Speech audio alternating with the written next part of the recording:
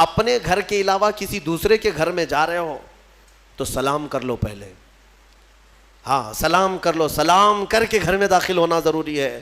اور یہاں تک کہ آداب میرا مولا خود بیان کر رہا ہے کہ تم کسی کے گھر جاؤ تو دستک دو, اور دستک دے کر کے ایک بار, دو بار, تیسری مرتبہ اگر جواب نہیں آیا تو پلٹ جاؤ. حدیث پاک میں بھی ہے, ضروری نہیں ہے کہ دروازہ توڑ کے اندر جاؤ گے, ہاں اور کنٹینیو کھٹکھٹاتے کھڑے ہو جاؤ گے آدھے گھنٹے تک.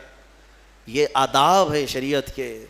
اور پھر یہ فرمایا حدیث میں ہے کہ کسی کے گھر جاؤ تو سامنے بالکل دروازے کے نہ کھڑے ہو جاؤ, بلکہ تمہیں دائیں جانب کھڑے ہونا چاہیے. اگر دروازہ کھلے, کوئی اجنبی عورت ہو تو تمہارا آمنا سامنا نہ ہونے پائے, بے پردگی نہ ہونے پائے. یہاں تک کہ گھروں کو پردہ لگانے کا حکم بھی میرے آقا نے فرمایا. اور اگر کسی گھر پر پردہ نہیں ہے, گزرنے والے آپ میں سے کوئی ہو, کوئی بھی ہو, اگر مومن گھروں میں اندر نظر ڈالتا ہے کوئی راستہ چلتے ہوئے عورتوں کے اندر اوپر, حضور نے فرمایا گھر والے تیار ہے, وہ چاہے تو پتھر اٹھا کر اس کی آنکھ پھوڑ دے, اللہ سوال نہ فرمائے, اللہ اس کے ہاں اس کا مواخذہ نہیں ہوگا. یعنی یہ بتانا مقصود ہے کہ یہ کس قدر گناہ ہے. گھروں کے اندر نگاہیں ڈالنا, آنکھیں ڈالنا بہت بڑا گناہ ہے.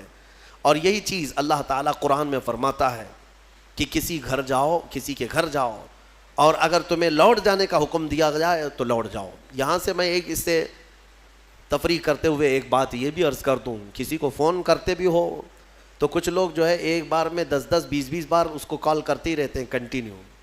یہ بھی آداب میں سے ہے. 2-3 مرتبہ اگر تمہیں جواب نہ ملے تو رک جاؤ. تمہیں یہ تو پتہ نہیں کہ وہ کس حالت میں ہے, نماز پڑھ رہا ہے, کھانا کھا رہا ہے, واش روم میں ہے, بیت الخلاء میں ہے. تم کو تو ایسا لگتا ہے کہ ہمیشہ تمہارے وہ سیوا کے لیے بیٹھا ہی ہے, اٹھا ہی لینا چاہیے. یہ بھی آداب میں سے ہے. علم والے اور اخلاق والے ان چیزوں پر عمل کیا کرتے ہیں. سورہ نور میں اور بھی بہت ساری باتیں ہیں کہ بچوں کے متعلق فرمایا گیا کہ جب یہ عقل والے ہو جائیں تو ماں باپ بھی انہیں الگ سلایا کریں. وَإِذَا بَلَغَ الْأَطْفَالُ مِنْكُمُ الْحُلُمَ, بچے جب جوانی کو آ جائیں, بالغ ہونے لگ جائیں, تو ان کے لیے بھی حکم ہے کہ وہ ماں باپ کے کمرے میں بھی آئیں تو اجازت لے کر کے آئیں. ایسے نہیں کہ ڈائریکٹ گھس جائیں.